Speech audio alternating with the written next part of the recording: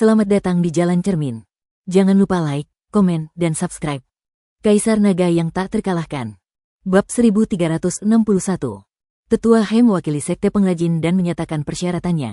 Namun, ia meminta 1000 murka Dewa Petir untuk pertama kalinya dan 500 setiap tahun.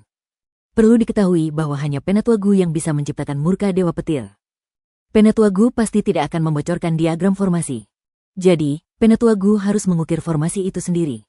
Terlebih lagi, material ilahi yang dibutuhkan untuk murka Dewa Petir bahkan lebih mahal. Satu murka Dewa Petir membutuhkan setidaknya puluhan ribu akar ilahi. Sekte pengrajin meminta 1000.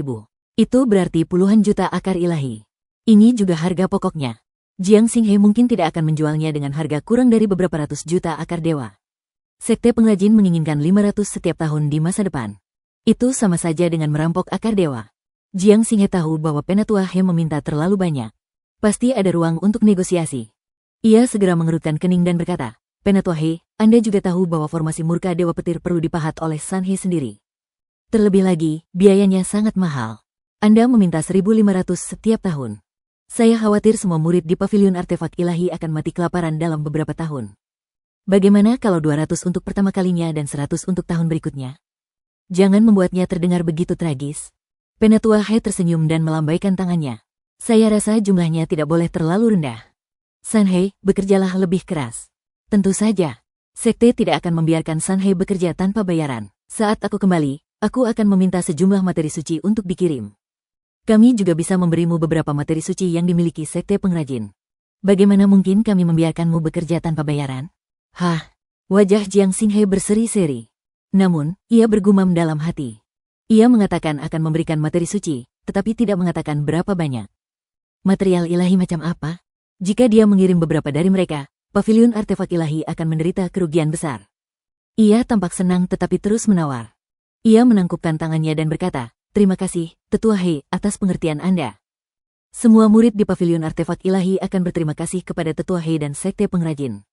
Jika Anda dapat memberi kami 5.000 kg batu darah coklat, 1.000 kristal yang surgawi, dan material ilahi lainnya, saya rasa kami dapat mengirimkan 300 murka Dewa Petir kepada sekte pengrajin setiap tahun.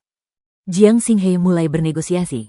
Meskipun pavilion artefak ilahi adalah cabang dari sekte pengrajin, pavilion artefak ilahi mampu menciptakan murka Dewa Petir. Jarang sekali Jiang Xinghe memiliki kepercayaan diri untuk menantang sekte pengrajin. Bagaimana mungkin dia mundur begitu mudah? Terkadang, semakin Anda mengekspresikan sikap Anda, semakin tinggi pula penghargaan yang diberikan atasan kepada Anda. Hahaha. Penatua He tertawa terbahak-bahak dan melanjutkan negosiasi dengan Jiang Xinghe. Dia pasti akan memilih harga yang bisa diterima kedua belah pihak pada akhirnya. Saat Jiang Xinghe dan Patriark He berdebat, Luli membawa Luo Huang ke halaman belakang. Namun, dia belum pernah ke tempat ini sebelumnya dan tidak terlalu mengenalnya. Karena itu, dia membawa Luo Huang berkeliling dan tidak tahu harus kemana. Karena itu, dia membawa Luo Huang ke sebuah pavilion di tepi danau. Sepertinya aku lebih mengenal tempat ini daripada dirimu. Luo Huang mengikuti Luli berkeliling dan tiba di pavilion di tepi danau tempat ia biasa duduk. Ia berkata dengan nada tidak puas, Luli, aku sudah bilang untuk membawaku keluar, tapi kau malah membawaku ke sini. Maaf. Luli mengangkat bahu. Tidak ada yang menarik di lembah relik dan aku tidak familiar dengan halaman belakang. Aku hanya murid biasa dan aku bahkan tidak punya hak untuk datang ke sini. Lagi pula, kamu sudah dewasa sekarang. Kenapa kamu masih suka main-main? Patriark memintaku untuk membawamu keluar karena dia tidak ingin kita mengganggu diskusi mereka. Kita bisa duduk saja di sini dan kembali setelah mereka selesai. Luli duduk di pinggir danau, menatap danau. Ia tidak membawakan teh untuk Luo Huang. Ia bahkan tampak enggan berbicara dengannya. Dia tidak seperti pria lain. Setiap kali dia bersama Luo Huang, mereka akan berusaha menyenangkannya, membanggakan betapa hebatnya mereka, atau mencoba memamerkan kekuatan dan kelebihan mereka. Luo Huang menatapnya dan bertanya dengan nada tidak puas. Luli, kamu nampaknya benci bersamaku. Apakah aku menyinggung perasaanmu? Tidak. Luli menatap Luo Huang dengan tenang dan berkata, Nyonya Huang, jangan khawatir. Anda cantik dan luar biasa. Tidak akan ada pria yang membenci Anda. Statusku rendah dan aku takut bersamamu. Itulah sebabnya aku agak pendiam dan tak berani bicara terlalu banyak. Disimpan. Luo Huang memutar matanya, menambahkan semacam pesona genit dan suka bermain padanya. Dia sama sekali tidak melihat Luli bersikap pendiam, apalagi takut. Luli sama sekali tidak menganggapnya serius. Jelas, dia hanya mengabaikannya. Ia mendengus dingin dan tidak berkata apa-apa karena kesal. Luli meliriknya dari sudut matanya dan memandang ke kejauhan. Ia bersandar di pilar dan tidak berkata apa-apa lagi. Dia tidak ingin terlibat dengan kehidupan Lady Luo. Karena dia tidak tertarik pada wanita cantik ini, dia hanya ingin duduk di sini sebentar. Setelah diskusi di dalam selesai, dia bisa melapor kembali. Luo Huang sombong dan angkuh. Karena Luli tidak mengatakan apa-apa, ia tidak mau berinisiatif untuk berbicara dengannya. Ia duduk di pinggir dengan kesal, memandangi danau di kejauhan. Ia bahkan tidak memandang Luli. Fiuh, fiuh gelombang. Sesaat kemudian, Luo Huang tiba-tiba mendengar suara aneh. Ia mendengarkan sejenak, lalu matanya melebar. Ia melihat ke kiri. Benar saja, ia melihat Luli tertidur lelap di pilar. Ia tertidur lelap dan rileks. Petik 2 petik 2. Luo Huang terdiam. Untuk pertama kalinya, ia merasakan kekalahan. Ia mulai meragukan pesonanya sendiri. Bagaimana mungkin Luli tertidur dengan wanita cantik luar biasa yang duduk di sampingnya? Luli benar-benar lelah. Dia belum tidur selama 2 jam selama beberapa bulan terakhir. Dia telah bekerja dengan Patriark Gu dalam murka Dewa Petir. Sekarang setelah akhirnya punya waktu luang, dia tertidur sambil duduk. Tak ada nafsu, tak ada ketegasan. Jika seorang pria tidak punya nafsu terhadap seorang wanita, maka tidak peduli seberapa cantik dan menawannya Luo Huang, dia tidak akan ada bedanya dengan bunga yang indah bagi Luli. Dibandingkan menikmati pemandangan yang indah, akan lebih nyaman jika tidur sebentar. Bajingan gelombang. Luo Huang memelototi Luli. Ia hampir meledak marah. Patriark He meminta Luli untuk mengajaknya ke sini untuk bersenang-senang. Namun, Luli tertidur sendirian, meninggalkan wanita cantik seperti dirinya yang tergantung. Hal ini membuat Luo Huang merasa canggung dan sedih. Gelombang. Tak lama kemudian, Luo Huang semakin marah. Ia berdiri. Tangannya memancarkan cahaya putih. Kemudian, aliran udara dingin keluar dari tangannya. Ia meraih danau di sebelahnya. Seekor naga air melesat dan terbang di atas tangannya. Air danau berubah menjadi air es. Naga air itu menyelimuti kepala Luli. Percikan gelombang. Kepala Luli basah kuyup. Air dingin langsung membangunkannya. Ia baru saja bangun. Ia pikir ia sedang diserang. Karena naluri, ia menamparkan ke depan. Pada saat yang sama, ia mengeluarkan senjata pembasmi iblis. Cincin interspasialnya bersinar saat manik jahat muncul. Ledakan. Luo Huang berdiri tepat di depan Luli, dan Luli sedang duduk. Tamparan itu kebetulan mendarat di dada Luo Huang, di salah satu puncak kebanggaan Luo Huang. Bukan itu saja, serangan telapak tangan Luli begitu dahsyat sehingga Luo Huang sama sekali tidak siap. Akibatnya, Luo Huang terhempas ke danau kecil tak jauh dari sana, berubah menjadi burung phoenix yang jatuh ke air. Oh tidak! Luli panik melihat tatapan malu-malu dan penuh nafsu membunuh Luo Huang. Ia mengerahkan energi ilahinya dan terbang menjauh seperti hantu. Dari 36 siasat, melarikan diri adalah yang terbaik. Kalau tidak, Luo Huang tidak akan membiarkannya pergi. Gelombang. Luo Huang marah sekaligus malu. Ia berteriak, Luli, aku akan membunuhmu. Aku akan membunuhmu. Bab 1362. Luli kembali ke halaman Patriark Gu dan tidak berani keluar. Luo Huang tidak berani membuat keributan di kamar relik. Ia juga terlalu malu untuk mengungkapkan isi hatinya. Citranya di depan umum selalu semurni es dan sebersih batu giok. Jika tersiar kabar bahwa Luli telah menamparkan area pribadinya, reputasinya pasti akan hancur. Dia hanya bisa berlari kembali ke kamarnya sambil menangis, membuat banyak pembantu ketakutan. Siapakah yang berani memprovokasi wanita muda yang mulia ini? Patriark He dan yang lainnya menggunakan kekuatan psikis, tetapi tidak memperhatikan. Wajar bagi anak muda untuk bermain-main. Patriark He cukup berpikiran luas untuk melakukannya. Negosiasi hampir selesai. Sekte pengrajin akan menerima 500 murka Dewa Petir untuk pertama kalinya dan 300 setiap tahun. Sekte pengrajin akan menjamin kepentingan sekte pengrajin. Pada saat yang sama, mereka akan menyediakan banyak material setiap tahun. Beberapa material khusus untuk sekte pengrajin juga akan diberikan dalam jumlah tertentu. Sekte pengrajin dan Patriark Dia telah mencapai kesepakatan bahwa dalam beberapa bulan, 100 murka Dewa Petir akan dilelang. Tentu saja, Jiang Xinghei akan menjual beberapa secara rahasia, seperti Istana Gunung Salju dan Pavilion Gerimis Berkabut. Mereka sudah lama menunggu di sini, dan Jiang Xinghei harus memberi mereka sesuatu. Tapi harganya tidak akan murah. Sedekat apapun mereka, Jiang Xinghei tidak akan memberi mereka muka. Formasi teleportasi di kamar relik diaktifkan kembali. Penguncian di luar lembah relik dicabut. Jiang Xinghei mengirim pesan bahwa dalam 3 bulan, kamar relik akan mengadakan lelang di kota senja. 100 murka Dewa Petir akan dilelang dalam 10 gelombang. Pasukan manapun yang ingin menawar dapat mempersiapkan diri terlebih dahulu. Patriark Gu dan Luli bekerja siang dan malam untuk murka Dewa Petir. Murka Dewa Petir untuk sekte pengrajin tidak terburu-buru. Namun, murka Dewa Petir untuk pelelangan harus dibuat sesegera mungkin. Lagi pula, di permukaan, akan ada 100 orang di pelelangan itu. Pada akhirnya, akan ada lebih dari 300.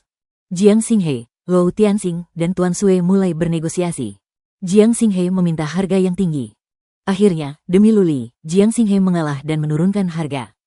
Lou Tianxing dan yang lainnya tidak pergi setelah negosiasi. Mereka tidak akan pergi sampai produk jadi selesai. Mereka semua menginginkan 100 murka Dewa Petir. Jika mereka membawa pulang 100 murka Dewa Petir, itu setara dengan membawa pulang 100 senjata pembunuh hebat. Bagi sekte, itu akan menjadi pencegah yang sangat kuat. Penatua Ying kembali, begitu pula Luo Huang. Hatinya dipenuhi amarah. Tinggal di sini sehari saja sudah tak tertahankan. Namun, Penatua He tetap tinggal. Dengan dia yang mengawasi tempat ini, lembah artefak ilahi tetap stabil seperti Gunung Tai. Tidak ada yang berani menimbulkan masalah di sini. Waktu berlalu dengan cepat, dan 2 bulan berlalu dalam sekejap mata. Patriark Gu dan yang lainnya bekerja lembur untuk menghasilkan lebih dari 1000 murka petir. Lou Tianxing dan Master Snow pergi dengan membawa harta karun itu dengan puas. Lou Xier dan Putri Suci juga pergi. Setelah beberapa orang pergi, lebih banyak orang datang. Lebih dari separuh dari 72 klan suci telah datang. Berbagai kekuatan tersembunyi dan beberapa sekte misterius juga telah mengirimkan orang. Dalam 2 bulan terakhir, Jiang Xinghe lebih sibuk daripada tetua Gu. Ia bertemu dengan siapa saja, berbicara dengan siapa saja. Banyak faksi tahu bahwa tidak realistis untuk pergi ke pelelangan untuk membeli batu roh. Pertama, harganya pasti sangat tinggi. Kedua, mereka mungkin tidak bisa menawar. Jika mereka dapat membeli batu roh di kamar relik, maka masalah tersebut akan selesai untuk selamanya. Terlalu banyak pasukan yang datang. Jika semua pesanan diterima, jumlah batu roh setidaknya akan mencapai puluhan ribu. Jiang Xinghe terpaksa menunda. Ia tidak menolak atau setuju. Ia terus menunda. Banyak pihak mengalihkan perhatiannya ke lelang tersebut karena tidak memperoleh jawaban pasti. Jiang Xinghe telah mengisyaratkan bahwa pelelangan akan meningkatkan jumlah batu roh. Selama mereka memiliki sumber ilahi yang cukup, mereka seharusnya bisa mendapatkan murka guntur. Luli dan Qian Huanhan sudah dibanjiri pekerjaan. Luli sudah muak. Ia tidak ingin membuang-buang waktu untuk hal-hal membosankan ini.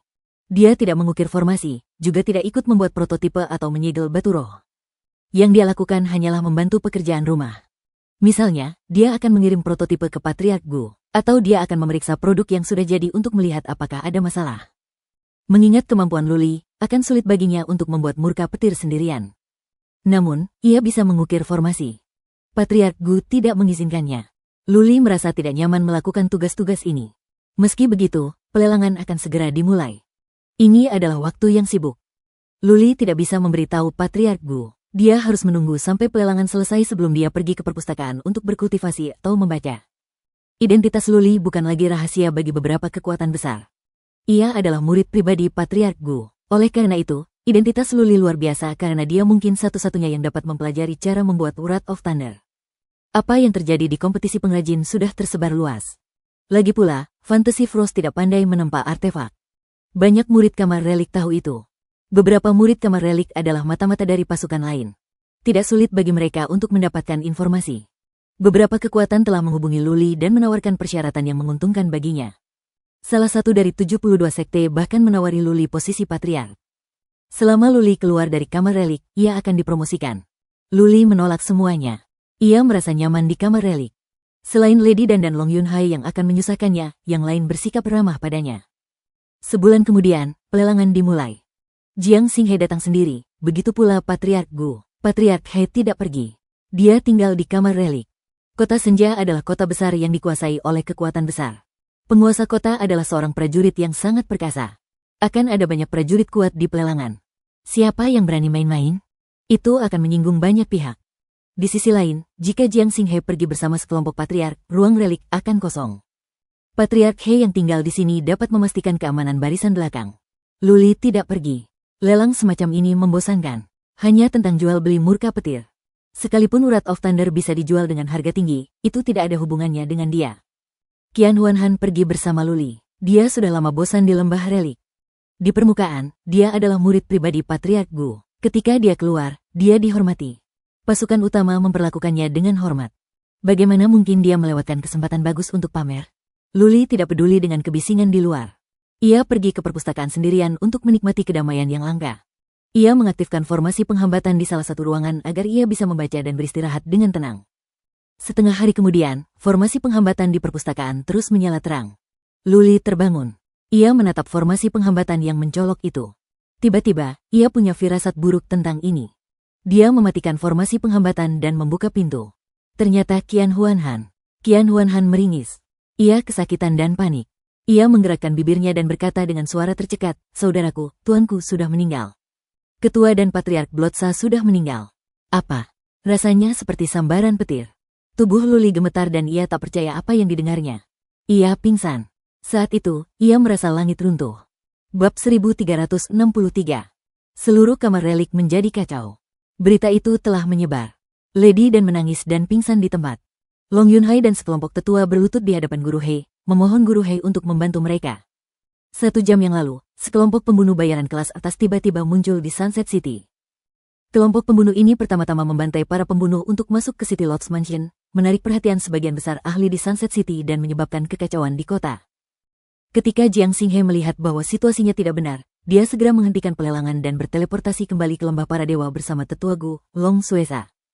Namun, saat mereka hendak mengaktifkan formasi teleportasi, beberapa pembunuh kuat tiba-tiba muncul dan menikam mereka bertiga hingga mati.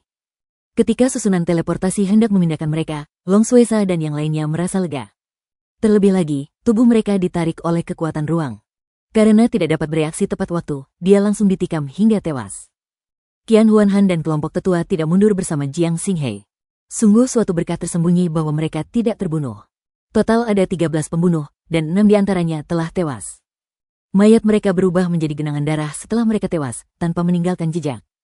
Namun, ada banyak ahli di kota itu, dan banyak di antara mereka memiliki penglihatan yang tajam. Banyak ahli telah menebak identitas para pembunuh ini. Long Suesa adalah seorang mahakuasa super dari alam abadi. Ia berada di peringkat 1000 teratas peringkat dewa, dan kemampuan bertarungnya sungguh luar biasa. Sekalipun ia tertarik oleh kekuatan ruang saat teleportasi, orang yang bisa langsung membunuhnya dalam satu gerakan jelas merupakan seorang mahakuasa dari dunia abadi. Terlebih lagi, kemampuan bertarungnya jauh di atas Long Suesa. Saat itu, banyak ahli menggunakan kehendak ilahi mereka untuk mendeteksi saat mereka bertiga terbunuh. Seorang lelaki tua berjubah hitam tiba-tiba menyerang dengan telapak tangannya, dan sebuah titik hitam melesat keluar. Setelah itu, titik hitam itu berubah menjadi ribuan titik hitam dan meledak di samping Long Suesa dan yang lainnya. Kebetulan Long Suesa dan yang lainnya terteleportasi. Ledakan titik hitam itu menghasilkan kekuatan penghancur spasial yang mengerikan. Oleh karena itu, pada saat itu, daya sobek di ruang sekitarnya sangat kuat, dan Long Suesa dan yang lainnya tercabik-cabik hidup-hidup. Seluruh insiden itu telah direncanakan.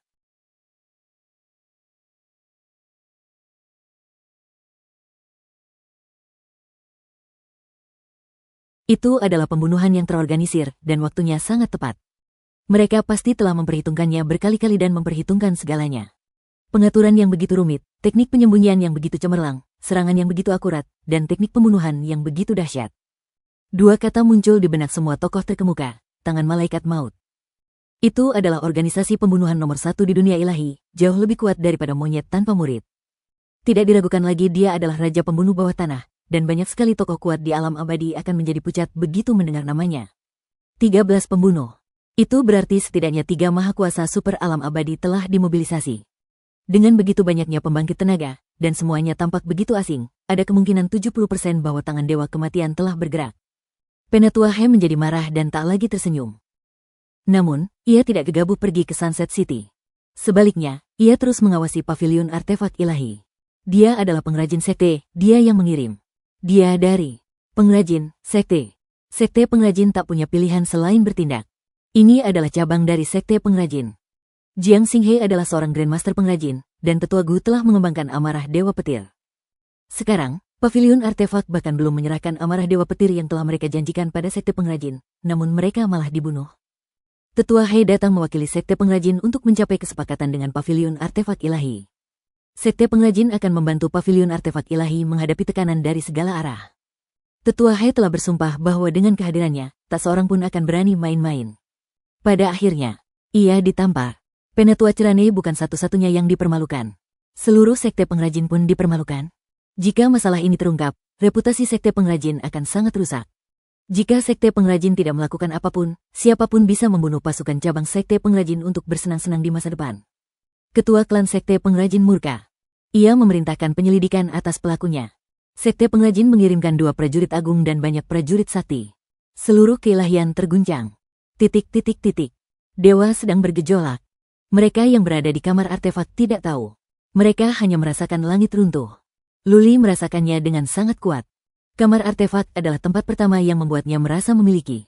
Jiang Xinghe bersikap baik padanya. Patriark Gu memperlakukannya seperti putranya sendiri, sama seperti Lu Renhuang. Long Yunhai menyimpan dendam padanya, tetapi Long Suesa juga baik padanya. Nyonya dan Long Yunhai terkadang memang menyusahkannya, tetapi itu masalah sepele. Luli merasa nyaman di kamar artefak. Ia sudah menganggap dirinya sebagai bagian dari kamar itu. Sekarang, kamar artefak runtuh dan penyebabnya mungkin dia. Karena murka Dewa Petir. Dahulu kala, pembawa petir telah mengguncang banyak kekuatan di keilahian. Tentu saja, amarah petir, yang dapat membunuh seorang prajurit perkasa di keilahian, akan memengaruhi kepentingan banyak kekuatan. Fakta bahwa begitu banyak prajurit kuat dari sekte besar datang adalah bukti yang cukup.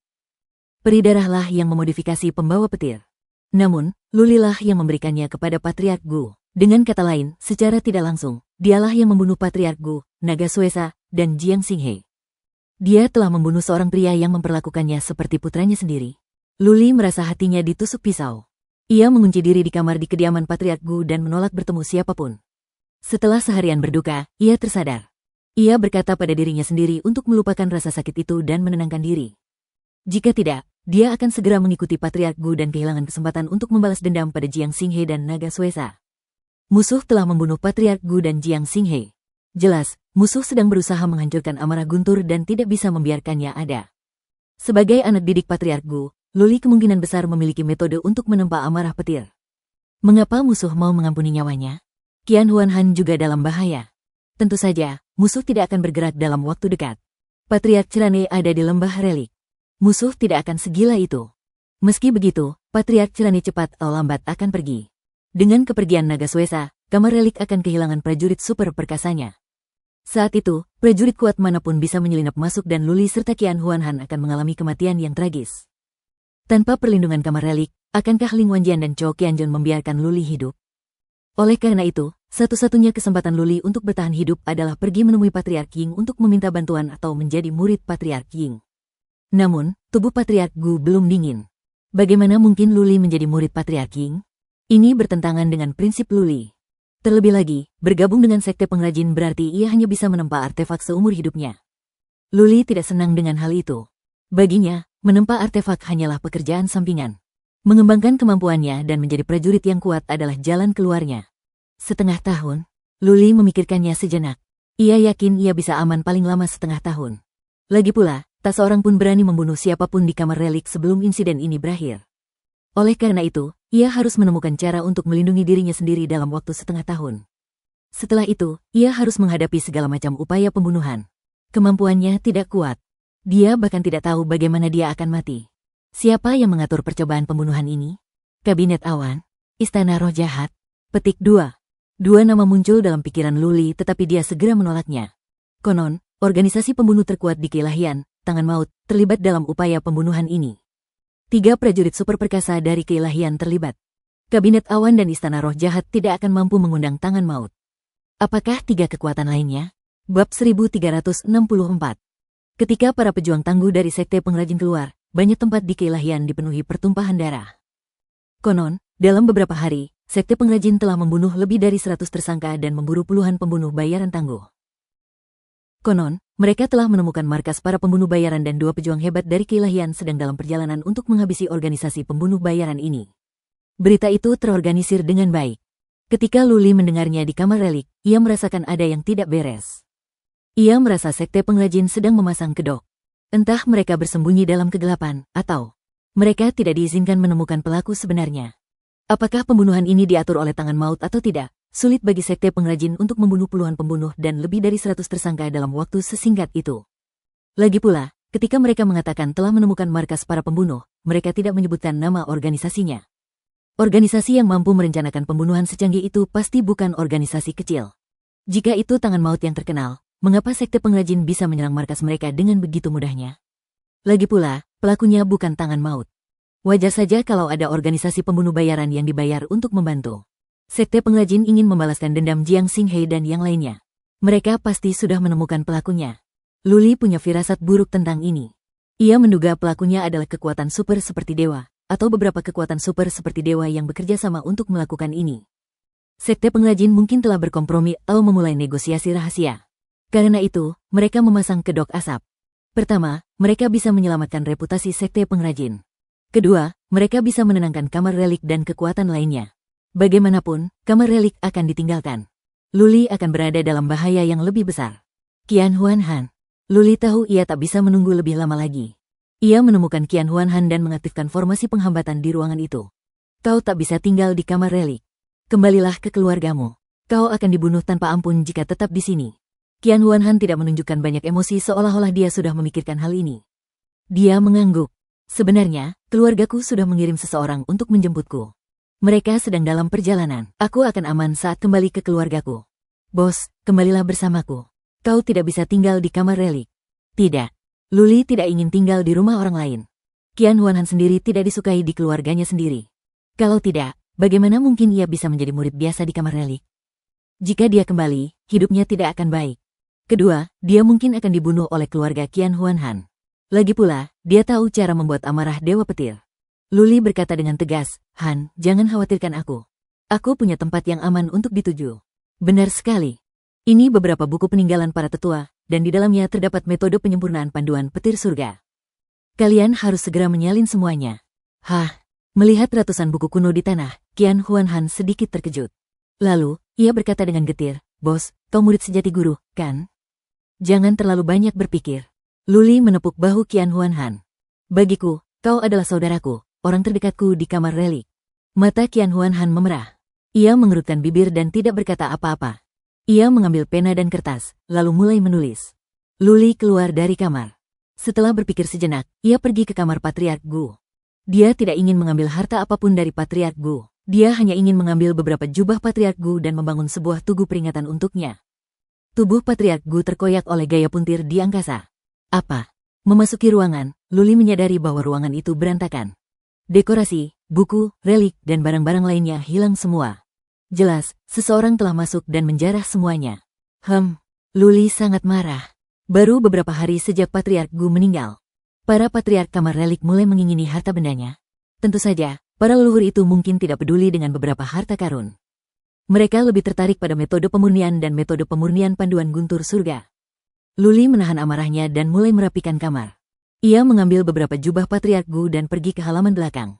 Ia menggali kuburan baru di samping dua tumpukan kuburan dan membuat batu nisan untuk Patriark Gu. Setelah beberapa kali bersujud, Luli berkata dengan penuh tekad, Tuan, jangan khawatir. Aku akan memenuhi keinginanmu yang belum terpenuhi. Bahkan jika sekte pengrajin tidak membalaskan dendammu, aku akan menemukan cara untuk melakukannya. Gemerisik, gemerisik, gemerisik gelombang. Luli mendengar suara langkah kaki. Ia menggunakan kekuatan psikisnya untuk memeriksa. Wajahnya muram. Itu Jiang Zuqiang. Seseorang tidak akan datang ke kuil tanpa alasan. Pasti Jiang Zuqiang yang masuk ke kamar Patriark Gu. Luli. Jiang Zuqiang melangkah masuk. Melihat nisan Patriark Gu, Jiang Zuqiang tampak kesakitan. Ia membungkuk hormat ke nisan itu 3 kali sebelum menghela napas. Patriark Gu dan Paman Roh Darah telah meninggal dunia. Kamar relik sedang berduka. Luli, jangan terlalu bersedih. Sekte pengrajin akan membalaskan dendam mereka. Kita tidak punya waktu untuk berduka. Kita harus kuat dan bersatu. Kalau tidak, kamar relik akan hancur. Kepala suku dan Patriark Gu tidak akan beristirahat dengan tenang. Luli menggenggam tangannya tanpa emosi dan berkata, Patriark Jiang, kau benar. Aku akan mengingatnya. Apa itu? Jiang Zuqiang menyatakan tujuannya. Aula leluhur sedang mengadakan pertemuan. Patriark He bertanggung jawab atas kamar relik untuk saat ini. Saya bertanggung jawab atas urusan spesifik. Patriark He meminta saya untuk datang dan melihatnya. Beliau juga meminta saya untuk merapikan material, artefak, dan buku-buku. Untuk saat ini, saya akan membiarkan kamar relik mengurusnya. Luli, apakah Patriark Gu memberimu beberapa buku sebelum beliau meninggal? Atau apakah beliau memberimu metode panduan petir surgawi atau diagram formasi petir? Rubah itu telah menunjukkan ekornya. Jiang Zuqiang menggunakan nama Patriark He untuk mengintimidasi Luli. Tentu saja, ada kemungkinan Patriark He menginginkan metode pemandu guntur surga, diagram pembentukan murka guntur, dan zirah guntur. Luli memiliki semuanya. Tapi mengapa dia memberikannya kepada Jiang Zuqiang? Luli berkata tanpa emosi, Patriark Jiang, barang-barang Patriark Gu ada di kamarnya. Kau sudah menggeledahnya, kan? Dia tidak memberiku buku apapun. Dia tidak memberiku metode panduan petir surga atau diagram formasi petir. Aku bahkan bukan ahli penempa artefak. Aku tidak membutuhkannya. Benar-benar. Jiang Zuqiang skeptis. Ia tahu betul bahwa Luli adalah murid pribadi Patriark Gu dan Qian Huanhan adalah seorang penipu. Jika Luli tidak memiliki benda-benda itu, maka Wrath of Thunder, Thunder Armor, dan Thunder Trigger akan hilang. Tidak. Luli menggelengkan kepalanya. Ia tidak akan memberikan Jiang Zuqiang bahkan jika itu adalah barang milik Patriark Gu, apalagi diagram formasi murka petir dan armor petir. Biarkan aku melihat cincin interspatialmu. Jiang Zuqiang tiba-tiba mengajukan permintaan yang keterlaluan. Ia bahkan menjelaskan, ini adalah keputusan yang dibuat oleh Balai Para Leluhur. Ini menyangkut keselamatan dan perkembangan kamar relik. Saya harap Anda mengerti bahwa saya hanya menjalankan tugas. Bagaimana mungkin Luli membiarkan Jiang Zuqiang melihat cincin interspatialnya? Manik jahat itu masih ada di sana. Bagaimana jika Jiang Zuqiang merebut manik jahat itu? Oleh karena itu, tanpa ragu, Luli menggelengkan kepalanya dan berkata, Patriark Jiang, cincin interspasial adalah milik pribadiku. Aku tidak ingin kau melihatnya. Bukan tugasmu untuk mengatakan tidak. Jiang Zuqiang memasang wajah muram. Tangannya memancarkan cahaya biru tua. Ia hendak mengambil cincin interspasial Luli dengan paksa. Bab 1365. Luli sangat marah. Apakah Jiang Zuqiang benar-benar menganggap Luli penurut? Luli mengeluarkan murka petir. Saat ia menuangkan energi ilahi, murka petir itu mulai bersinar. Luli berteriak, Patriark Jiang, jika kau ingin mendorongku, ayo kita bertarung sampai mati. Juga, saya mengenakan Thunderbolt Armor. Hanya ada satu armor petir, dan itu ada pada Luli. Kamar relik berencana meminta Patriark Gu membuat lusinan armor petir. Sayangnya, Patriark Gu meninggal sebelum sempat. Jiang Zuqiang berdiri di samping Luli, tetapi dia tidak bergerak. Jika itu orang lain, Jiang Zuqiang pasti akan mendengus dan mengira orang itu mencoba menakut-nakutinya. Tapi Luli gila, dia pernah meledakkan Thunderbolt Ignition sebelumnya. Jiang Zuqiang yakin Luli akan menggunakan Thunderbolt Ignition jika ia terlalu ditekan. Terlebih lagi, Luli memiliki Thunderbolt Armor. Petir tidak bisa membunuhnya. Jiang Zuqiang menarik tangannya karena malu. Ia memaksakan senyum dan berkata, Luli, jangan impulsif. Kita bisa bicara. Kenapa kau punya murka petir? Singkirkan itu. Luli tidak menyingkirkan murka petir. Ia menatap Jiang Zuqiang dengan dingin dan berkata, Patriark Jiang, sudah kubilang, Patriark Gu tidak meninggalkan apapun untukku. Dia tidak tahu kalau aku akan berada dalam bahaya di pelelangan itu. Kenapa dia meninggalkan sesuatu untukku? Jiang Zuqiang memaksakan senyum dan menjelaskan, Luli, aku melakukan ini demi keselamatanmu. Kau tahu, banyak orang yang memperhatikan lelang ini. Kalau dia memang meninggalkan sesuatu, kamu bisa memberikannya kepada kami. Dengan begitu, tidak akan ada yang mengejarmu. Saya tidak takut masalah dan saya tidak punya apa-apa, kata Luli dengan keras kepala. Baiklah. Jiang Zuqiang kembali memaksakan senyum dan pergi. Lalu, ia berbalik dan bertanya, kalau begitu, haruskah aku menitipkannya pada Qian Huanhan? Luli mencibir, kau tahu Qian Huanhan itu penipu. Apa Patriark Gu akan membiarkannya begitu saja? Itu benar. Jiang Zuqiang pergi dengan kecewa. Luli segera pergi ke kamar Qian Huanhan. Melihat Qian Huanhan masih menyalin buku, Luli buru-buru berkata, jangan menyalin buku-buku itu. Salinlah metode pengapian petir, lalu cari seseorang dari keluargamu untuk membawamu pergi. Kau akan mendapat masalah jika terlambat. Luli mengira semuanya akan baik-baik saja dalam setengah tahun. Ia tidak memperhitungkan orang-orang dari kamar relik. Dilihat dari situasi saat ini, seseorang di kamar relik sedang merencanakan sesuatu untuk melawan murka Dewa Petir. Semakin lama dia dan Qian Huanhan tinggal, semakin besar bahaya yang akan mereka hadapi. Jika Tetua He memberi perintah, mereka berdua akan langsung dikendalikan kecuali dia benar-benar meledakkan murka Dewa Petir. Luli punya Wrath of Thunder, dan dia punya banyak sekali. Totalnya ada 30. Itu bukan diberikan kepada Luli oleh Patriark Gu, melainkan disembunyikan oleh Luli secara diam-diam. Ketika dia pergi untuk memeriksa apakah amarah Dewa Petir memenuhi standar, dia memperlakukan sebagian amarah Dewa Petir yang utuh sebagai besi tua. Kekuatan amarah Dewa Petir sungguh mencengangkan. Ling Wanjian dan Chou Qianjun selalu ingin membunuhnya. Bagaimana mungkin ia tidak menyimpan sebagian untuk melindungi dirinya sendiri? Seandainya dia punya lebih banyak waktu, dia pasti bisa menyembunyikan ratusan pil amarah Dewa Petir. Sayangnya, Penatua Gu tiba-tiba terbunuh. Saya perlu memikirkan cara untuk pergi. Tanpa Jiang Xinghe dan Tetua Gu di dekatnya, pavilion artefak ilahi tidak lagi aman. Hari ini, ada satu Jiang Zuqiang. Besok, akan ada yang kedua dan ketiga, dan Jiang Zuqiang pasti tidak akan menyerah. Meninggalkan, Luli tidak tahu harus pergi kemana. Ia tahu betul bahwa begitu ia meninggalkan pavilion artefak ilahi, ia akan diburu. Bahkan para prajurit super perkasa di alam dewa pun mungkin akan mengejarnya. Berapa lama ia bisa bertahan dengan 30 pil amarah Dewa Petir? Meninggalkan kamar Qian Huanhan, Luli duduk di aula sendirian, memikirkan masa depannya. Tiba-tiba, seorang murid datang. Ia menyelinap ke arah Luli dan berbisik, "Saudara Lu, aku di sini untuk menyampaikan pesan." Luli meningkatkan kewaspadaannya. Murid itu tidak melakukan hal yang aneh. Dia hanya menyerahkan sebuah catatan kepada Luli dan pergi. Luli membaca catatan itu. Isinya, "Kalau kamu mau ke pavilion gerimis berkabut, teleport ke kota senja dalam 3 hari. Kakekku akan menjemputmu langsung." Luo Xier telah mengirim pesan. Luli merasakan sedikit kehangatan di hatinya. Namun, tak lama kemudian, ia menolak gagasan untuk pergi ke pavilion gerimis. Bagaimana pavilion gerimis kecil bisa melindungi Luli ketika dia cukup berani membunuh Jiang Xinghe dan Patriark Gu di kota matahari terbenam? Sebelumnya, Luli mengira 72 sekte adalah kekuatan teratas di alam dewa. Sekarang, tampaknya alam dewa lebih rumit dari yang dibayangkannya. Alam dewa adalah tempat yang rumit. Banyak kekuatan bersembunyi di kegelapan. Mereka yang tidak berada pada level tertentu tidak memenuhi syarat untuk mengetahuinya. Luli tidak bisa pergi ke pavilion gerimis berkabut atau ke keluarga Qian Huanhan. Sepertinya sekte pengrajin adalah satu-satunya pilihan untuk saat ini. Meski begitu, sekte pengrajin mungkin akan meninggalkan kamar relik kali ini, yang membuat Luli merasa tidak nyaman. Ia merasa dikhianati. Gemerisik, gemerisik, gemerisik gelombang tak lama kemudian, seorang murid lain masuk. Ia tidak berkata apa-apa, hanya meletakkan cincin luar angkasa dan pergi. Luli mengambil alih cincin interspasial dengan cemberut dan memeriksa dengan kekuatan psikis. Apa? Cincin interspasial bersinar. Sebuah buku kuno keluar bersama sebuah catatan. Luli tidak membaca buku itu. Ia membuka catatan itu dan membacanya. Ada juga sebaris kata di atasnya, "Kembangkanlah keterampilan ini dan kemudian pergilah jauh ke negeri Yuyan di utara. Kamar relik tidak bisa tinggal lama. Sahabat lama kota cahaya bintang. Teman lama di kota berbintang." Mata Luli berbinar ketika membaca beberapa kata terakhir. Ia teringat saat ia disergap di kota berbintang, seorang pria misterius tiba-tiba datang menyelamatkannya. Saat itu, Ling Hong hendak melepaskan 1000 racun untuk menggigitnya. Seorang prajurit misteriuslah yang membunuh 1000 racun. Pria misterius ini muncul lagi. Ia mengirim seseorang untuk mengantarkan buku dan memberi petunjuk agar Luli melarikan diri. Siapakah pria misterius ini? Mengapa dia membantuku? Luli tidak bisa memahaminya. Pria misterius ini bisa saja mengirim seseorang untuk mengantarkan sesuatu dan tahu tentang situasi Luli.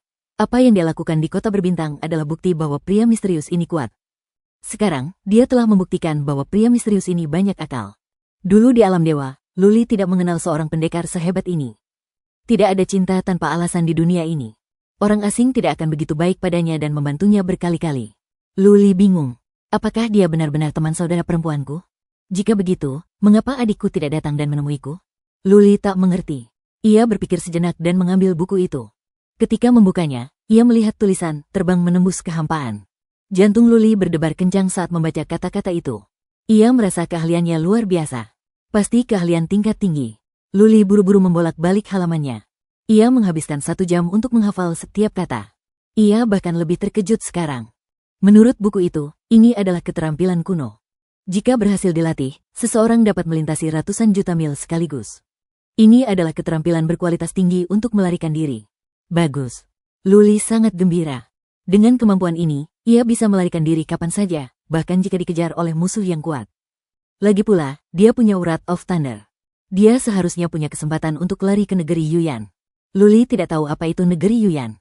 Namun, entah bagaimana, ia mempercayai prajurit misterius ini. Mungkin, ketika ia tiba di negeri Yuyan, prajurit ini akan muncul sendiri. Atau, adiknya akan datang dan menemuinya. Bab 1366. Prajurit misterius itu muncul lagi.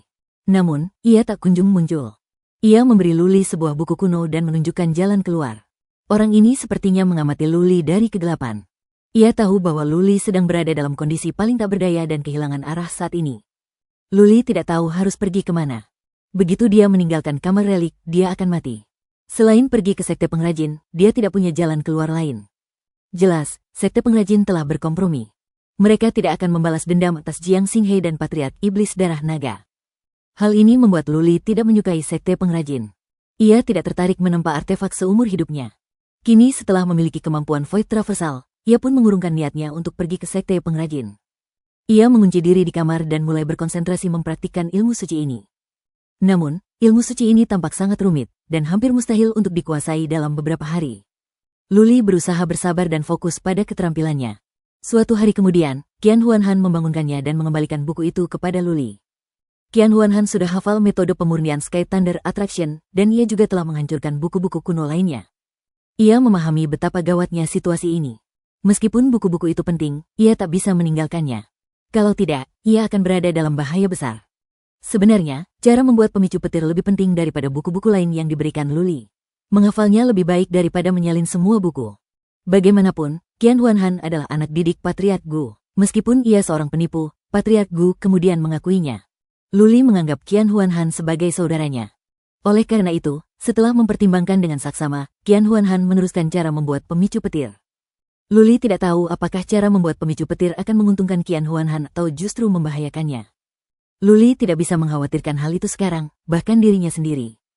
Ia tidak punya kemampuan untuk peduli pada Qian Huanhan. Bos, Qian Huanhan berkata setelah jeda, kurasa kau harus menghancurkan buku-buku itu. Menyimpannya hanya akan membawamu pada masalah yang tak berkesudahan. Juga, keluargaku telah menemukan kantor ruang waktu. Mereka akan tiba besok. Bos, bagaimana kalau kau kembali ke keluargaku bersamaku? Kecuali aku mati, aku tidak akan membiarkan siapapun menyakitimu. Qian Huanhan tulus dan Luli bisa merasakan kebaikannya. Namun, Luli menggelengkan kepalanya. Jangan khawatirkan aku. Jaga dirimu baik-baik. Aku punya tempat yang aman untuk dituju. Kau bisa kembali ke keluarga dengan tenang. Gunung-gunungnya tinggi dan sungai-sungainya panjang. Kita berdua, saudara, akan bertemu lagi cepat atau lambat. Bos. Qian Huanhan terisak-isak. Luli melambaikan tangannya dan berkata, kembalilah sekarang.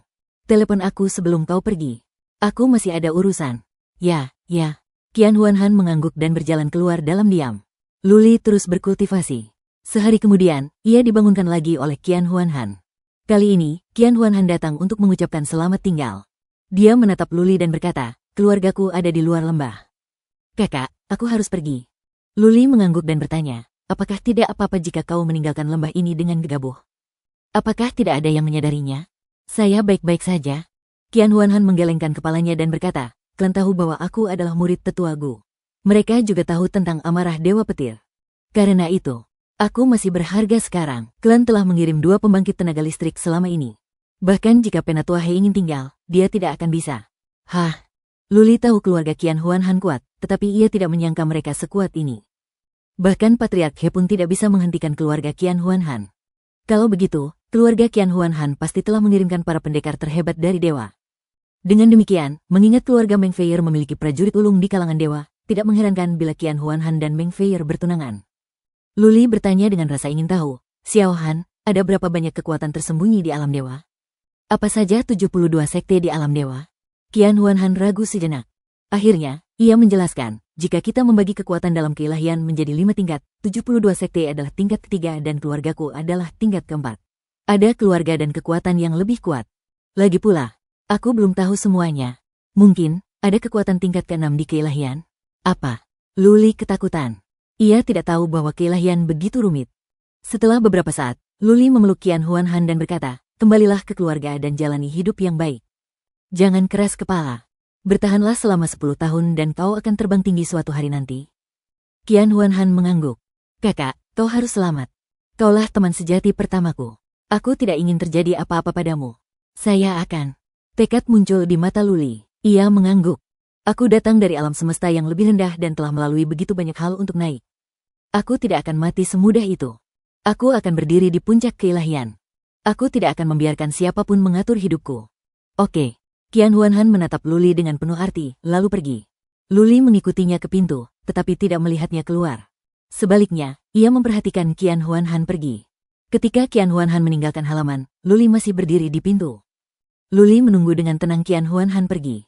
Luli menggunakan kekuatan psikis untuk memeriksa Qian Huanhan yang berjalan dengan angkuh menuju pintu masuk lembah. Tingkah laku Qian Huanhan yang tidak biasa menarik perhatian banyak orang. Luli jelas bisa merasakan ada kekuatan batin yang diam-diam mengawasi Qian Huanhan. Luli gugup. Banyak patriark kamar relik mungkin telah disuap. Qian Huanhan bisa ditangkap atau dibunuh sekarang juga. Qian Huanhan berjalan dengan angkuh menuju pintu masuk lembah relik tempat para murid aula perang berjaga. Lembah relik telah dikunci. Tidak akan mudah bagi Qian Huanhan untuk keluar. Wus gelombang. Qian Huanhan tidak mengatakan apapun kepada para murid aula perang. Ia terbang melewati tembok kota di luar lembah relik.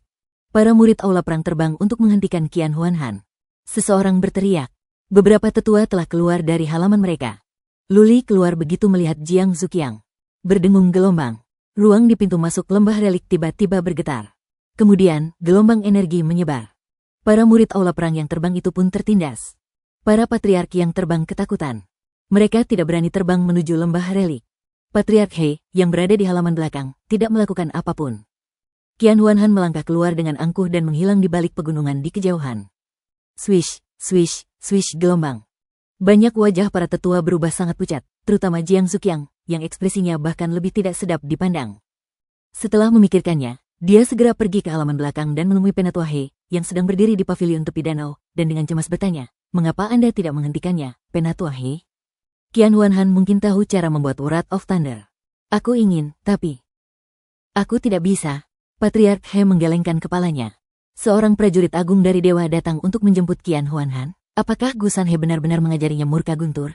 Itu tidak masuk akal. Seharusnya Luli, prajurit tertinggi dari dewa. Jiang Zuqiang tercengang. Baru saja, ia merasakan gelombang kekuatan. Ia pikir itu hanyalah seorang pendekar maha perkasa dari dewa. Ia tidak menyangka bahwa itu adalah pendekar maha hebat dari dewa. Kita tidak bisa menunggu lebih lama lagi. Jiang Zuqiang membulatkan tekadnya. Patriark He, kita harus membawa Luli turun dan mencari jiwanya. Bagaimana jika prajurit agung lain dari dewa datang dan membawa Luli pergi? Bab 1367. Menjatuhkannya. Patriark Cirane menggelengkan kepalanya dan berkata, Hawk menyukainya. Dia akan segera datang. Biarkan dia bicara dengan Luli dulu. Luli adalah pria yang pantang menyerah.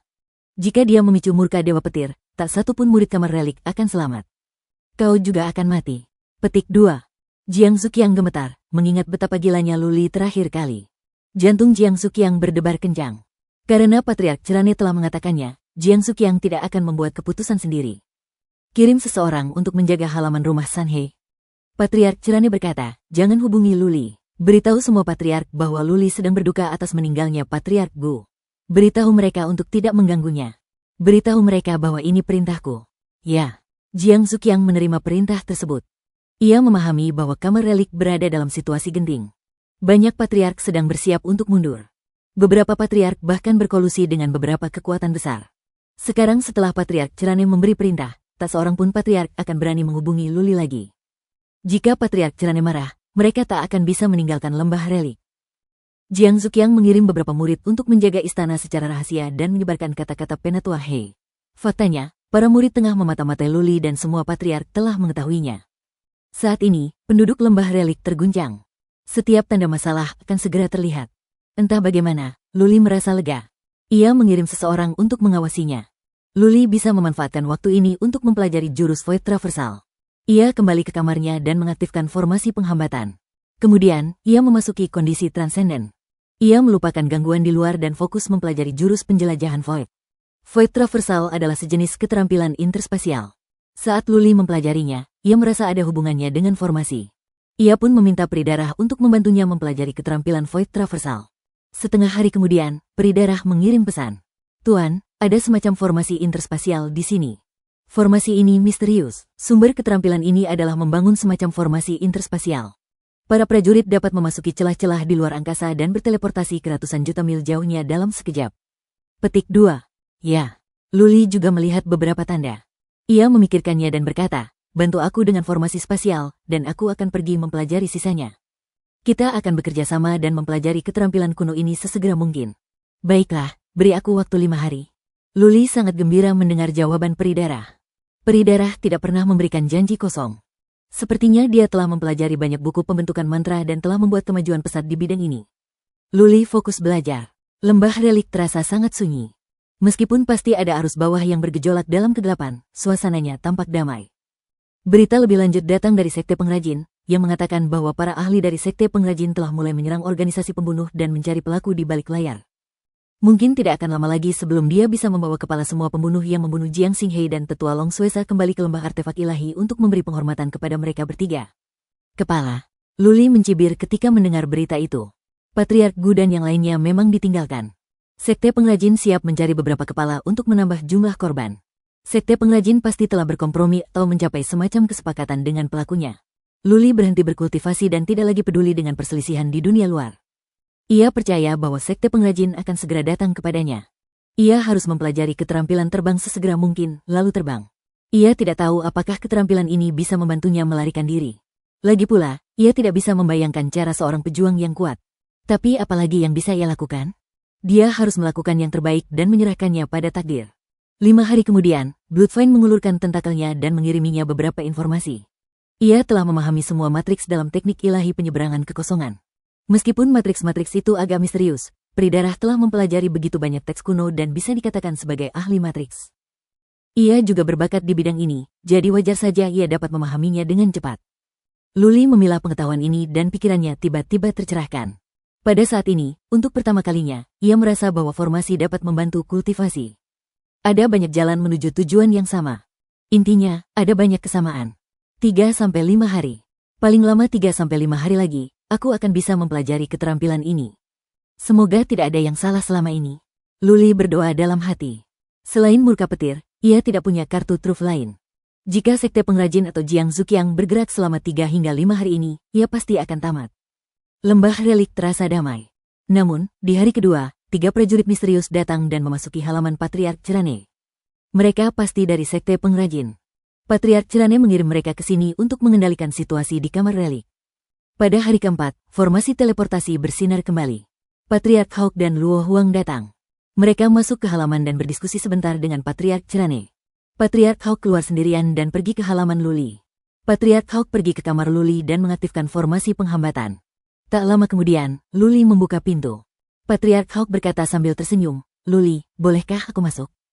"Patriark, kumohon." Luli memaksakan senyum. Apa yang akan terjadi memang telah terjadi. Hanya saja, itu lebih awal dari yang dibayangkannya. Andai saja 2 atau 3 hari lebih lambat. Tidak banyak perabotan di ruangan itu. Patriark Hawk tidak duduk ketika masuk. Dengan tangan terlipat di belakang punggungnya, Patriark Hawk berkata kepada Luli, "Luli, Patriark Gu, Tuan Jiang, dan Patriark Long tewas dalam sebuah kecelakaan. Kami semua berduka. Tapi apa yang sudah terjadi ya sudah terjadi. Jangan terlalu bersedih. Sekte pengrajin akan membalaskan dendam mereka." "Benarkah begitu?" Luli bertanya pada dirinya sendiri. Ia tidak menunjukkan terlalu banyak emosi.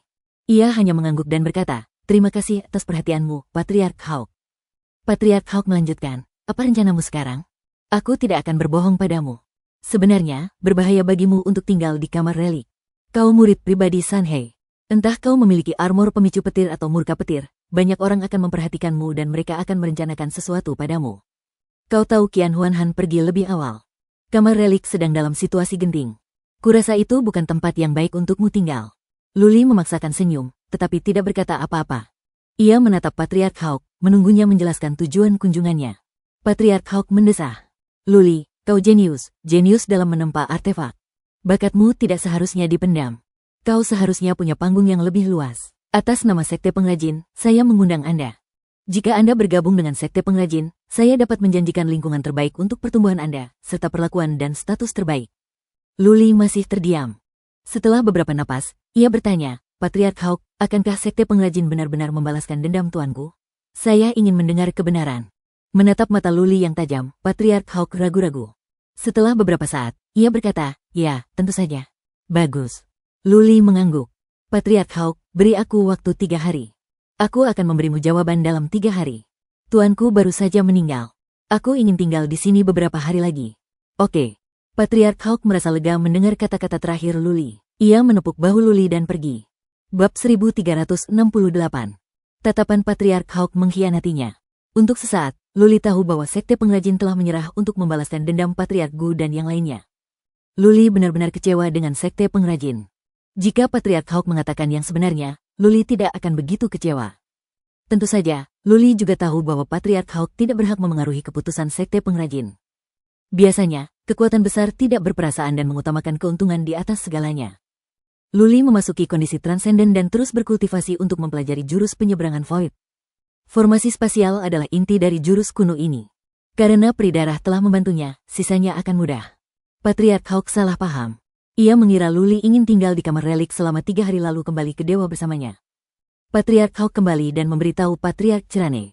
Luo Huang mendengarnya. Ia dipenuhi rasa jijik. Sejauh yang ia tahu, kamar relik sedang dalam bahaya.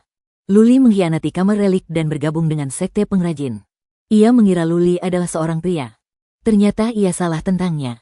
Patriark Cerane mengangguk puas. Patriark Qi telah bergabung dengan Sekte Pengrajin. Ia memberitahu Patriark Qi tentang keterlibatan Luli dalam murka guntur. Oleh karena itu, Luli adalah orang penting. Sekarang Luli telah bergabung dengan Sekte Pengrajin, bukan tidak mungkin bagi Sekte Pengrajin untuk membuat murka petir dan petir lagi. Bagi Patriark Cerane, 3 hari adalah waktu yang singkat. Sekte Pengrajin mengirimkan 3 prajurit super perkasa untuk memastikan keselamatan Sekte Pengrajin. Qian Huanhan bukanlah ancaman bagi Patriark Cerane. Siapapun yang ingin membawa Luli pergi harus siap melawan Sekte Pengrajin. Setelah beberapa saat, sang dewa pun tenang. Mereka menyadari bahwa Sekte Pengrajin hanya menggonggong tanpa tindakan. Konon, Sekte Pengrajin sedang menyerang markas organisasi pembunuh bayaran dan mencari pelakunya. Namun, mereka tidak mengumumkan organisasi pembunuh bayaran mana atau siapa pelakunya. Pasukan di keilahian tidak menyadari bahwa Sekte Pengrajin sedang bertempur. Artinya, Sekte Pengrajin hanya berbicara, tidak menggunakan senjata mereka. Tentu saja, itu membosankan dan menjemukan. Akan lebih seru lagi jika mereka bisa melenyapkan tangan maut atau menyerang kekuatan super. Pada hari ketiga kultivasi Luli, sekelompok prajurit kuat dari Sekte Pengrajin tiba-tiba berteleportasi ke lembah relik, membawa serta ribuan kepala berdarah. Para ahli dari Sekte Pengrajin berkata bahwa ini adalah kepala semua anggota organisasi pembunuh, yang akan digunakan sebagai peringatan untuk iblis darah naga milik Tetua Jiang Xinghe. Tetua He menyelenggarakan upacara dan mendirikan tugu peringatan untuk Jiang Xinghe dan 2 orang lainnya. Semua murid pavilion artefak menghadiri upacara tersebut. Nona dan baru-baru ini terkurung di kamarnya. Akhirnya dia keluar hari ini, tapi berat badannya turun drastis. Ia menatap ribuan kepala berlumuran darah dan matanya berbinar. Ia mengenakan pakaian duka berwarna putih dan tampak semakin menawan. Di mana Luli? Luo Huang berdiri di samping, memandangi para murid bilik relik yang berlutut. Ia tidak melihat Luli. Dia mengerutkan kening, merasa jijik lagi pada Luli. Bagaimana mungkin Luli tidak muncul di upacara sepenting ini? Patriark He telah mengirim seseorang untuk memberitahu Luli, tetapi tidak ada tanggapan darinya. Bagaimanapun, itu hanya sebuah upacara, jadi Penatua He tidak peduli. Kekuatan psikisnya bisa mendeteksi Luli ada di dalam ruangan. Selama Luli ada di sana, semuanya akan baik-baik saja. Nyonya dan menangis sejadi-jadinya. Mata Long Yunhai dan yang lainnya memerah, dan mereka kebingungan. Kamar relik telah kehilangan 3 orang penting sekaligus. Ketua baru belum ditentukan. Mereka merasa kehilangan pemimpin. Mereka juga kebingungan. Mereka bahkan kehilangan rasa aman di lembah relik. Ribuan kepala berdarah bertumpuk di samping, membentuk tembok tinggi. Itu adalah bukti kekuatan pencegah Sekte Pengrajin. Namun, itu tidak memberi Long Yunhai dan yang lainnya rasa aman. Pelaku di balik layar belum ditemukan. Mereka berani membunuh Tetua Jiang Xinghe dan Iblis Darah Naga. Di masa depan, akan mudah bagi mereka untuk memusnahkan kamar relik. Patriark He menyampaikan pidato mewakili Sekte Pengrajin, mengungkapkan kemarahannya atas apa yang telah terjadi. Ia menjelaskan betapa sulitnya memburu para pembunuh, berjanji untuk mendukung kamar relik di masa mendatang, dan mengukuhkan ketua kamar relik yang baru. Jiang Zuqiang. Ketika nama itu disebut, banyak orang tercengang. Bahkan beberapa patriark kamar relik pun terkejut. Jiang Zuqiang tidak pandai menempa artefak, dan kemampuan bertarungnya pun tidak luar biasa. Usia dan reputasinya di kamar relik tidaklah tinggi. Satu-satunya hal yang perlu disebutkan adalah bahwa ia adalah kerabat jauh Jiang Xinghe. Untuk sesaat, banyak orang tidak dapat menerimanya. Namun, Jiang Xinghe, Penatua Naga Darah Iblis, dan 2 lainnya telah gugur dalam pertempuran. Tidak ada orang yang menonjol di kamar relik. Tidak ada yang ingin memperebutkan posisi tersebut. Karena itu, tidak banyak reaksi. Yang lebih penting, Patriark He lah yang mengumumkan Jiang Zuqiang sebagai ketua. Itulah sikap Sekte Pengrajin. Sekte Pengrajin mendukung Jiang Zuqiang. Apalagi yang bisa mereka katakan? Apalagi yang bisa mereka katakan? Jika Anda tidak keberatan, silakan sampaikan penghormatan Anda kepada kepala. Patriark He berkata dengan sungguh-sungguh. Namun, banyak patriark tidak berlutut. Mereka tidak terbiasa. Karena mereka tidak berlutut, banyak murid tidak tahu apakah mereka harus berlutut atau tidak. Untuk sesaat, situasi menjadi buntu. Saya keberatan. Sebuah suara keras terdengar, mengubah situasi canggung menjadi riuh. Banyak orang menggunakan kekuatan psikis untuk memeriksa dan melihat seorang pria berjubah biru berjalan mendekat. Luli. Luo Huang mengerutkan kening. Dia terkejut. Ia mengira Luli tidak akan keluar, tetapi ia tidak menyangka Luli akan keluar saat ini dan mengajukan keberatan atas keputusan kakeknya. Hah? Patriark Ying dan Patriark He saling berpandangan. Entah bagaimana, mereka punya firasat buruk. Mereka bisa merasakan dengan kekuatan batin bahwa ekspresi Luli dingin, sedingin es. Nyonya dan Long Yunhai, dan yang lainnya masih berlutut di depan tugu peringatan. Mereka berbalik kaget dan menatap Luli yang melangkah mendekat, bertanya-tanya mengapa dia keberatan dan mengapa. Dia keberatan? Jiang Zuqiang sedang menunggu orang-orang untuk memberikan penghormatan kepadanya agar ia bisa menjadi kepala balai relik. Ia tidak menyangka Luli akan mengacaukan segalanya. Jiang Zuqiang sangat marah. Sambil menunjuk Luli, ia berkata, "Luli, ini upacara pengorbanan. Kau tidak berhak bicara. Turunkan dia." Patriark He melambaikan tangannya untuk menghentikan Jiang Zuqiang bertindak gegabah. Sambil menatap Luli yang berdiri di luar alun-alun, Patriark He bertanya, "Luli, apakah kau keberatan?" "Saya tidak yakin Jiang Zuqiang memenuhi syarat untuk menjadi kepala kamar relik." Luli berkata dengan dingin, "Tuan Jiang dan para leluhur telah mengabdikan hidup mereka untuk kamar relik. Jika orang seperti Jiang Zuqiang mengambil alih, kamar relik akan hancur. Beraninya kau gelombang." Jiang Zuqiang terdiam. Seorang patriark aula perang yang berhubungan baik dengan Jiang Zuqiang berteriak, "Luli, kau pikir kau siapa? Apa hak Anda untuk memberitahu kami apa yang harus kami lakukan? Kau tak berhak bicara di ruang relik." "Tangkap Luli." Patriark aula perang memberi perintah. Para murid aula perang segera bertindak. Lebih dari selusin murid menyerbu, mencoba menjatuhkan Luli. Namun, ketika Luli mengeluarkan bola biru, Jiang Zuqiang terkejut. Ia berteriak, "Mundur. Luli, ada apa denganmu sekarang?" Patriark He dan Patriark Ying saling memandang dengan bingung. Patriark Ying berkata, "Luli, tenanglah. Mari kita bicarakan ini. Apa maumu? Kamu bisa cerita ke kami." Luo Huang terkejut. Bukankah Luli akan bergabung dengan sekte pengrajin? Beraninya dia bertindak sembrono sekarang? Luli memandang murid-murid aula perang yang hendak pergi. Ia melihat sekeliling dan berkata, "Aku tidak ingin melakukan apapun. Aku hanya tidak ingin satu-satunya tempat yang memberiku kehangatan ini hancur sebelum aku pergi. Aku tidak ingin usaha ketua dan guruku sia-sia." Jiang Zuqiang tidak memenuhi syarat untuk menjadi ketua aula relik. Juga, Patriark Ying, saya berterima kasih atas kebaikan Anda. Patriark He, terima kasih telah menyelamatkan saya saat itu. Kali ini, sekte pengrajin telah menggunakan beberapa orang acak untuk menambah jumlah mereka. Saya tidak setuju. Jadi, saya memutuskan untuk pergi. Bab 1369. Luli berterima kasih kepada Patriark Elang dan Patriark Bangau karena telah menyelamatkan hidupnya. Namun, apa yang dilakukan sekte pengrajin mengecewakannya. Luli tidak ingin menempa artefak seumur hidupnya. Karena itu, ia memilih untuk pergi. Sebelum pergi, ia harus mengucapkan selamat tinggal kepada Patriark Elang dan Patriark Bangau. Luli tidak setuju dengan promosi Jiang Zuqiang, tetapi itu karena nalurinya. Ia juga percaya bahwa Jiang Zuqiang tidak memenuhi syarat untuk menjadi ketua kamar relik.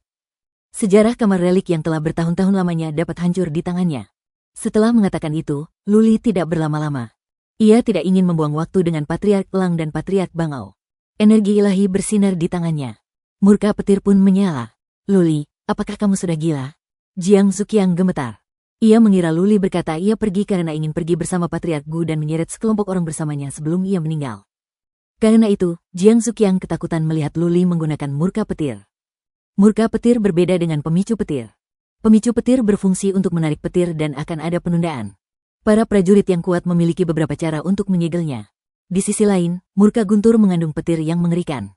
Ketika Luli menggunakan murka guntur, petir itu akan langsung meledak.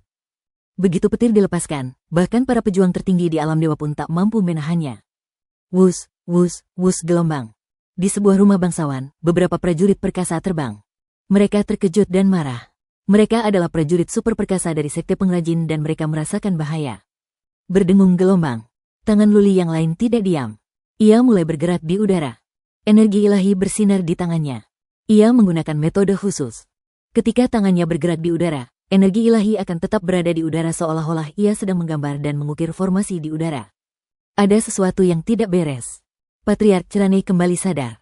Ia tidak tahu apa yang digambar Luli, tetapi ia merasa ada yang tidak beres. Pola yang digambar Luli di udara tampak seperti formasi aneh. Yang lebih penting, Wrath of Thunder tidak meledak dan Luli belum siap mati. Meninggalkan.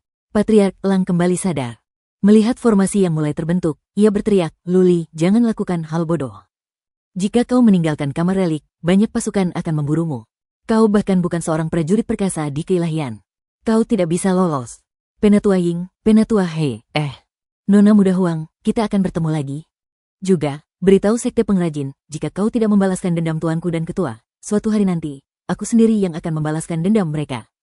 Luli tersenyum. Formasi di udara mulai terbentuk. Sebuah pintu emas kecil tiba-tiba muncul di udara. Luli menerjang masuk. Kemudian, formasi dan pintu itu runtuh seketika. Luli menghilang di udara. Murid-murid yang tak terhitung jumlahnya saling memandang dengan bingung. Apa yang baru saja terjadi sungguh di luar imajinasi mereka, dan banyak dari mereka tidak dapat bereaksi tepat waktu. Nyonya dan Long Yun Hai juga bingung. Mereka terlalu sedih untuk memperhatikan hal lain. Tadi, ketika Jiang Suqiang ingin mengambil alih, mereka tercengang. Sekarang, Luli tiba-tiba pergi dan berkata bahwa dia akan membalaskan dendam Patriark Gu, Jiang Xinghe, dan Sadarah Naga. Mungkinkah ribuan kepala itu bukanlah pembunuh yang sebenarnya?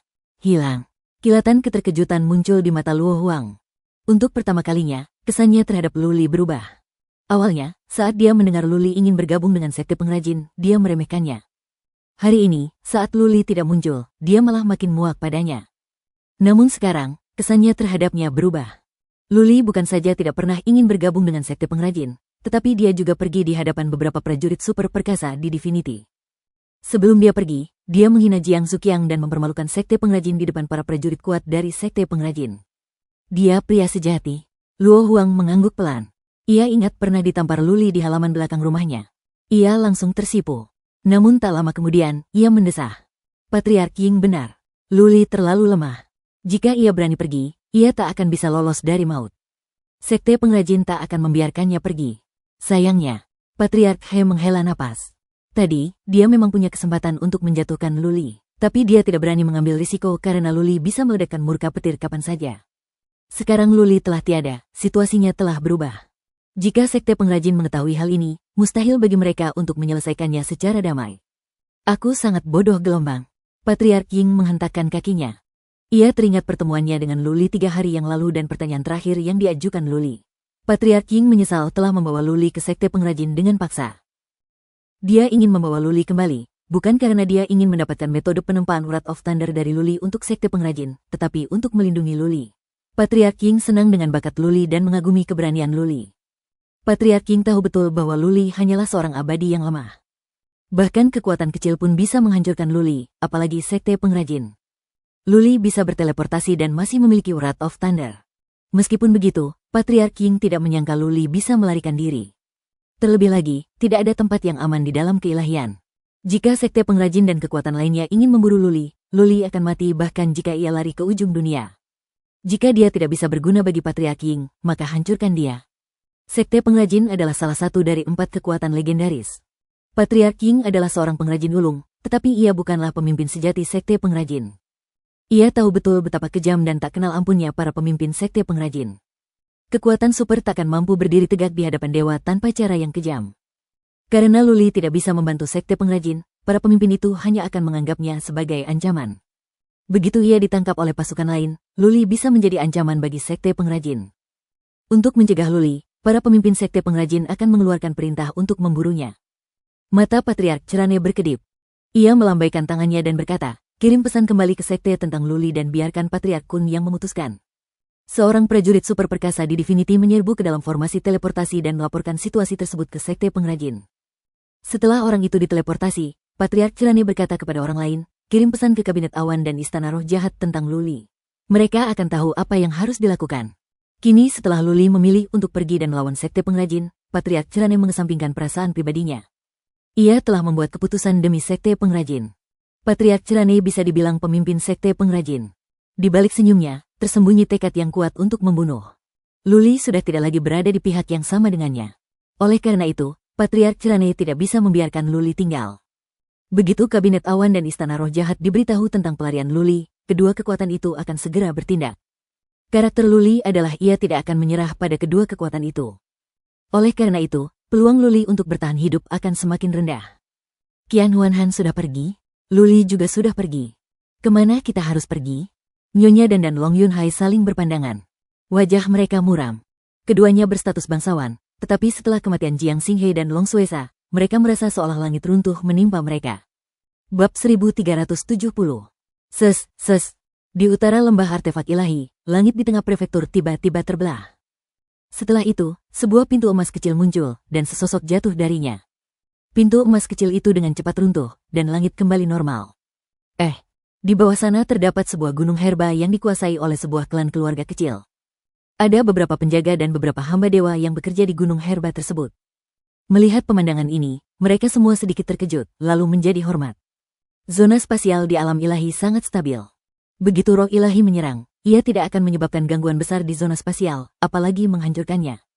Oleh karena itu, banyak hamba dewa yang beranggapan bahwa orang tersebut pastilah seorang pendekar yang hebat untuk bisa keluar dari zona spasial. Dor gelombang.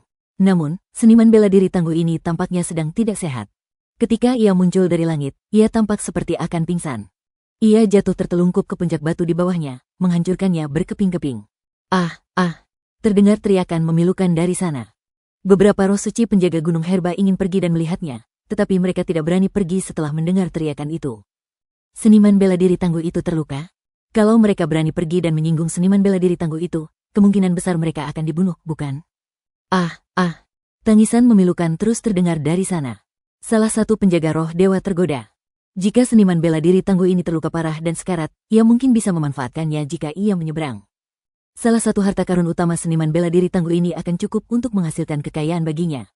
Setelah memikirkannya, roh suci ini bertukar pandang dengan penjaga lainnya. Keduanya menggertakkan gigi dan menyelinap ke gunung di depan mereka. Keduanya dengan hati-hati mendekat. Semakin dekat, semakin keras teriakan mereka. Jiwa orang ini seakan terkoyak. Ia menggeram seperti binatang buas dan merasakan sakit yang luar biasa. Keduanya tidak berani menggunakan persepsi ilahi mereka karena takut membuat seniman bela diri tangguh ini marah. Keduanya diam-diam bergerak semakin dekat. Ketika mereka berada beberapa ratus meter dari orang itu, keduanya diam-diam mengintip dari balik puncak batu. Ah, ah! Dari kejauhan, keduanya melihat seorang seniman bela diri berambut putih duduk di tumpukan puing dengan punggung menghadap mereka. Orang itu memegangi kepalanya dan terus menggeram. Seluruh tubuhnya gemetar. Ini adalah sebuah baju zirah pertempuran dengan kualitas yang luar biasa. Keduanya melihat orang itu mengenakan zirah perang biru langit yang indah. Mata mereka berbinar. Meskipun mereka belum pernah memakainya sebelumnya, mereka pernah melihat kepala klan mereka mengenakan zirah perang sehebat ini. Rasanya mirip. Keduanya menjadi bersemangat. Meskipun aura orang di depan mereka tidak terlalu kuat, mereka yakin bahwa ia membawa harta karun. Jika orang ini meninggal di sini, semua harta benda akan menjadi miliknya. Ah, ah gelombang. Ia memegangi kepalanya dan meraung beberapa kali lagi. Tubuh pria itu jatuh dan tergeletak tak bergerak di atas tumpukan puing. Meskipun ia masih meraung, suaranya semakin pelan. Bagaimana kalau kita pergi melihatnya? Salah satu dewa mengedipkan mata dan menunjukkan ekspresi kejam. Bibirnya bergerak sedikit saat ia menggumamkan sesuatu. Orang yang satunya agak ragu karena orang di depannya masih mengerang pelan.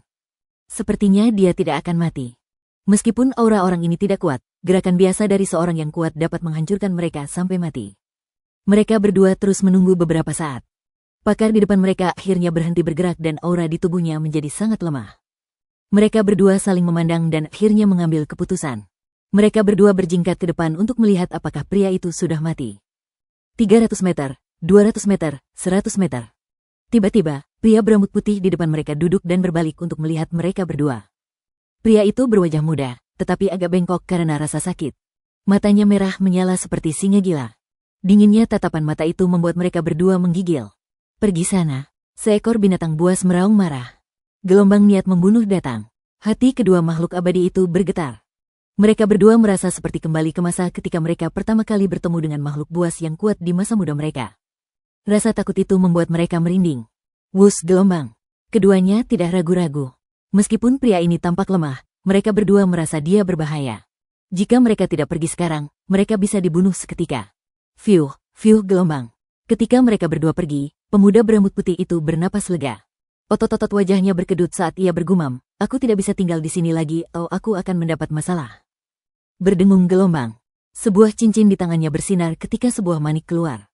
Kemudian manik itu bersinar dan sesosok dewa tua keluar. Dewa tua itu membungkuk dan berkata, Guru. Taois Tuli, terbanglah ke utara dengan binatang buas kehampaan. Aku butuh istirahat. Pemuda berambut putih itu melambaikan tangannya. Tentu saja, dia adalah Luli yang berasal dari lembah relik.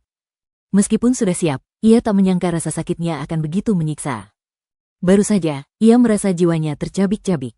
Ia berharap bisa membenturkan kepalanya ke dinding dan mati. Berdengung gelombang. Pendeta Tao Tuli sedang berkultivasi. Ini pertama kalinya Luli melepaskannya. Pendeta Tao Tuli itu tidak membuang waktu. Ia mengeluarkan binatang kekosongan dan menggendong Luli. Kemudian, pendeta Tao Tuli menerbangkan binatang kekosongan ke utara. Fiuh, fiuh. Luli berbaring di Beast of the Void. Dadanya naik turun saat ia terengah-engah. Ia akhirnya punya waktu untuk mengingat apa yang baru saja terjadi. Luli merasa seperti memasuki terowongan ruang angkasa. Di sana gelap. Ia tidak tahu kemana terowongan itu mengarah atau berapa lama ia harus tinggal di sana. Luli merasa dia telah kehilangan kendali atas tubuhnya dan bergerak maju dalam terowongan ruang angkasa. Ia baik-baik saja dengan itu, dan lamanya waktu bukanlah masalah. Namun, di sana, Luli tidak hanya merasa tubuhnya terkoyak, tetapi jiwanya juga terkoyak. Rasanya sangat tidak nyaman. Luli seharusnya tidak tinggal di sana terlalu lama. Namun, karena rasa sakit yang luar biasa, ia merasa bertahun-tahun telah berlalu. Baru saja, ketika dia keluar dari kehampaan, jika bukan karena fakta bahwa dia memiliki sedikit kewarasan terakhir, dia pasti sudah pingsan. Untungnya, dia tidak pingsan. Kalau tidak, dia tidak tahu apa yang mungkin terjadi padanya. Dia mengenakan zirah maha dahsyat. Kedua makhluk abadi itu seharusnya tidak bisa membunuhnya. Tapi bagaimana jika mereka meminta para prajurit yang kuat untuk datang? Jiwaku masih terlalu lemah. Luli berseru. Ia bisa menahan rasa sakit karena tubuhnya terkoyak saat ia melayang di kehampaan. Namun, rasa sakit dari jiwanya lebih parah. Ia bisa pingsan dengan mudah. Luli akhirnya merasa lebih baik setelah meminum beberapa pil penenang jiwa.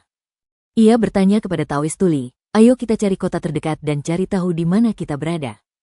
Pendeta Tao Tuli tidak tahu apa yang terjadi pada Luli. Meskipun begitu, ia akan mengikuti perintah Luli. Tanpa bertanya apapun, pendeta Tao Tuli mengendalikan binatang kehampaan untuk berkeliaran. Ini adalah bagian utara Gunung Barat.